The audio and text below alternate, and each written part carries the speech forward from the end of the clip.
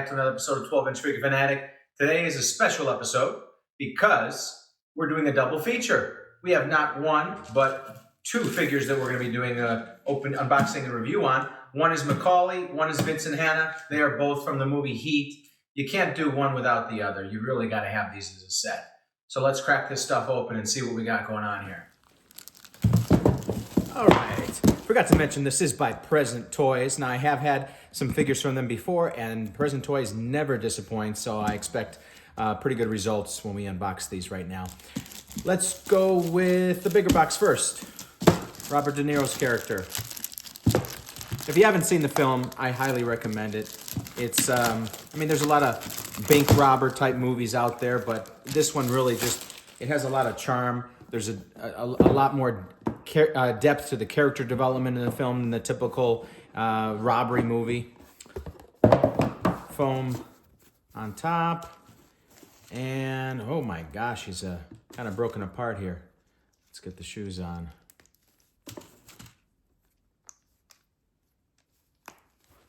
Okay. So, head sculpt. I mean, there are so many interpretations of a Robert De Niro head. This one is off. I mean, you got the mole right there, but yeah. I can't quite put my finger on it, but there's just, it's more than one thing. I mean, there's pretty much, you need to start from scratch with the head sculpt. Anyways, let's take a look at what else we got here. So the suit is you know, thin material. They chose the proper material for it. It's not stiff and stuffy. The tie is nicely done. It's got a belt on. The shirt looks like they kind of haphazardly did it. Oh, it's magnetic. That's why. So I do like that. I like it when they do the magnetic shirts versus the Velcro, because when they do Velcro, it tends to stick out a little bit more. It's a little bit more pudgy. Basic shoes, not weathered at all. A single sculpt attached to the ankle joint. No socks on. I only make a big deal about socks if you intend on having the figure sit or kneel where the ankle would be exposed, so that doesn't bother me too much, but some of you maybe are kind of picky about that. But pretty standard as far as the body goes. Even the hands are pretty basic. There's no extra paint on, no airbrushing on them at all. Yeah. Let's see what else we got here. All right, so we've got the huge duffel, and I'm guessing it's lined with foam inside. Yeah, the zipper works, and there's foam inside, so you could either keep it like that to give it some volume or take it out.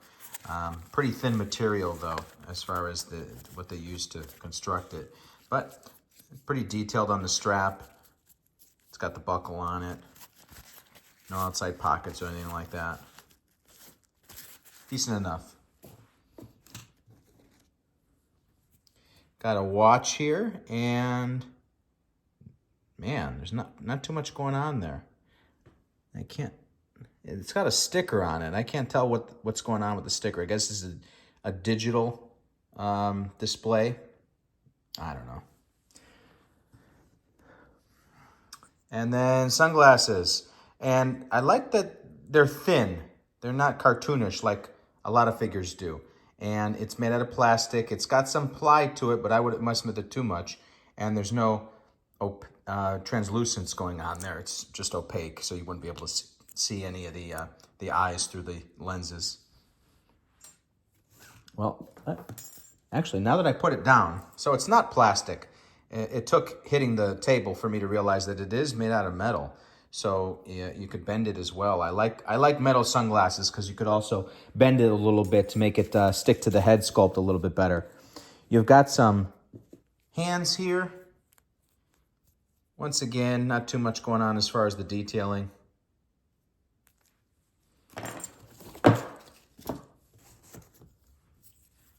All right, got a M16 rifle. Magazine comes out, got the bullets in there. That's pretty standard these days. Buttstock extends. This doesn't slide back at all. Nope.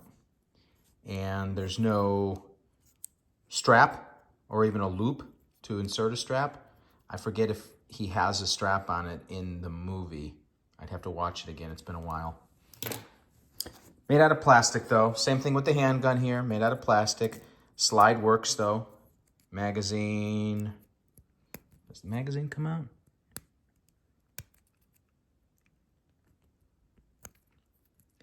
Actually, no. The magazine doesn't come out.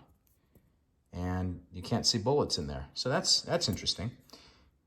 All right. It looks like it would, but it's glued in, I guess. And then you've got pretty standard base. As I mentioned in most of my videos, I do like when they have a little nameplate. This one doesn't have that, just has an image of him. But even the logo isn't like the proper font. It's kind of a cheap looking font there. But I appreciate they have a base there. Some figures don't come with any anymore. So I like that. All right, now let's put him aside and open up Vincent here. After we're done with this unboxing, we are going to do a side-by-side with a custom McCauley that I've had for a while.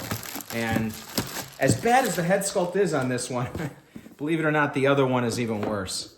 We'll take a look at that in a minute here.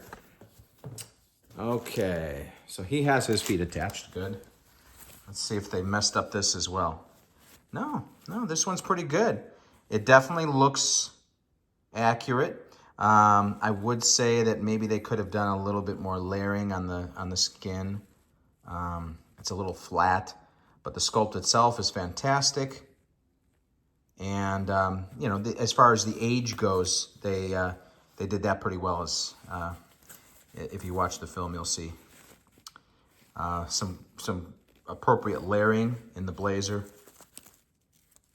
Tie similar to the other figure.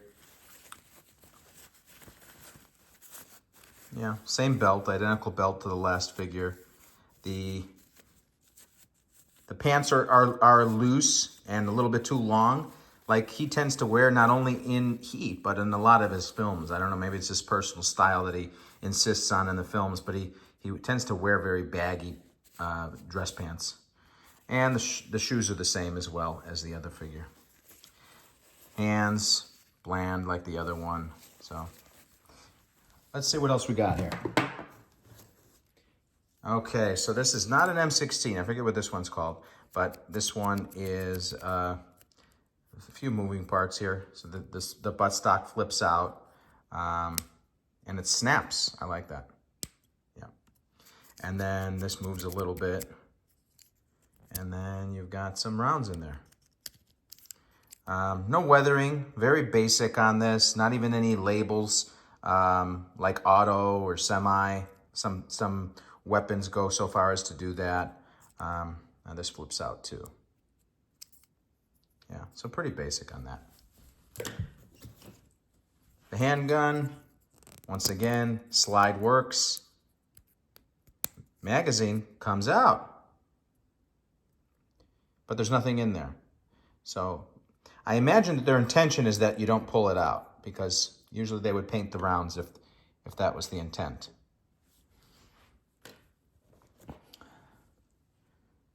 Another watch. This one has a little bit better of a display. It's a glossy sticker on top. And it's a single sculpt. I hate when they have like, you have to like strap it through and it looks cheesy because the strap is sticking out. So this is just a single sculpt. I like that. And he's got some metal glasses as well, styled just like in the film.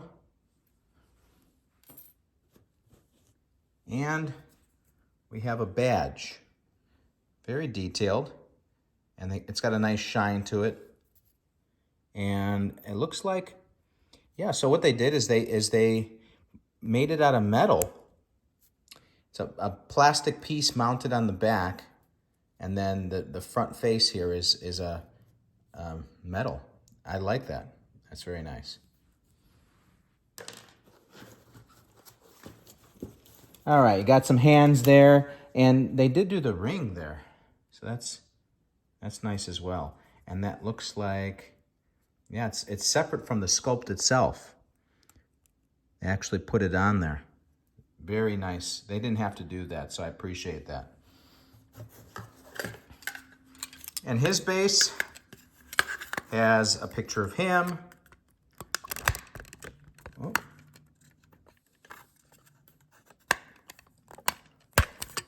There we go. And once again, that very weird font they used. The picture could also be a little bit better too. It's kind of dark. But yeah. Let's get these guys set up. We'll do side by side with my custom of McCauley, and then I'll give you my final thoughts and score. All right, so here's the figures all set up.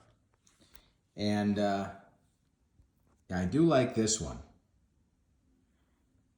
But the head sculpt on this one, now with the sunglasses, it does look better. I will say that much. Because there's something, obviously, with the eyes that's off. And I don't know if he had contacts in the movie that made his eyes that light, but that's not how he looks in real life. We know that much.